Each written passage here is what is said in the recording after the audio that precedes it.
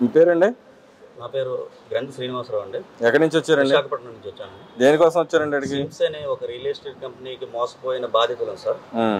9 జిల్లాల్లోని 13 సంవత్సరాలు బట్టి ఈ కంపెనీ బాధితులు నష్టపోయి రోడ్డున పడి కొన్ని వందల మంది చనిపోయి చాలా పెళ్ళిళ్ళు కావాల్సిన వాళ్ళు రిటైర్ అయిపోయిన సొమ్ము పడిపోయి ఈరోజు ఆక్షన్ తీసుకొచ్చి మాకు అందరికీ న్యాయం చేయమని చెప్పేసి మన సీఎం చంద్రబాబు నాయుడు గారికి అర్జీ పెట్టుకోవడానికి వచ్చాం సార్. మీరేమన్నారు మరి ఇక్కడ?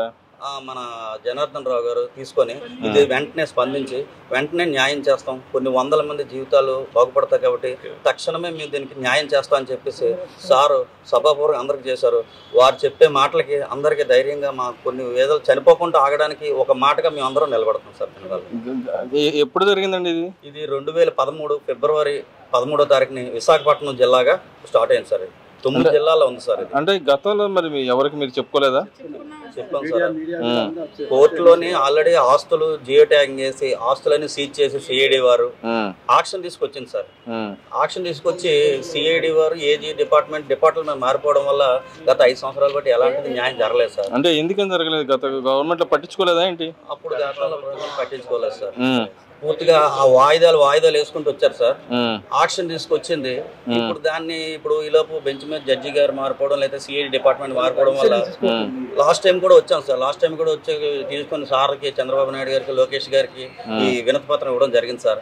మరొకసారి ఇప్పుడు కూడా అంటే అక్కడ కోర్టు ఆక్షన్ తీసుకొచ్చింది కాబట్టి ఇంకా త్వరగా మన అందరికీ న్యాయం చేస్తారని చెప్పేసి వచ్చాం సార్.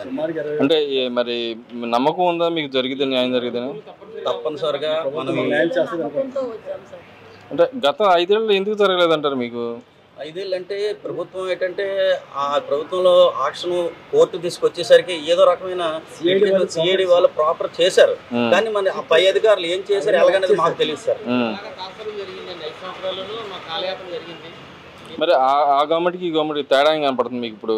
100% చంద్రబాబు నాయుడు ప్రభుత్వంలోనే న్యాయం జరుగుతుందని కంఠపూర్వకంగా అందరం చెప్తున్నాం సార్. అంటే ఆ గవర్నమెంట్ లో ఉండగానే ఆయన పథకాలు ఇచ్చా అంటున్నాడు. ఈ గవర్నమెంట్ మరి ఏం చేస్తుంది? పథకాలు ఇవ్వట్లేదు అంటున్నారు కదా. పథకాలు ఇవ్వాలని కాదు సార్.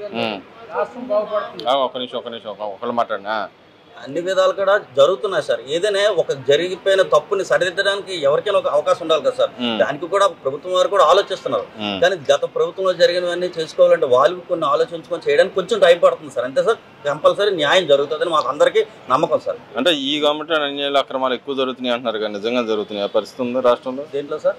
అన్యాయాలు అక్రమాలు ఎక్కువ జరుగుతున్నాయి అని చెప్పి అంటున్నారు, నిజంగా జరుగుతుంది? లేదు సార్. అలాంటిదన్నీ ఏవో చెడు మాటలు ఎవరు చెప్పిన మాటలు ఏంటని తప్ప అలాంటివి లేదు సార్. అంటే ఈ గవర్నమెంట్ వచ్చిన తర్వాత ఈ గవర్నమెంట్కి ఆ గవర్నమెంట్లో మీరు చెప్పిన ఏదైనా సమస్యలు ఉంటే పరిష్కారానికి సమస్యల పరిష్కారం తెలుపుకోవడానికి అవకాశం ఉందంటారు ఆ గవర్నమెంట్ లో? 100% ఈ ప్రభుత్వంలో ఉన్నారు సార్. మేము ఆల్రెడీ 3 సార్లు వచ్చాం సార్ ఆ గవర్నమెంట్ లో.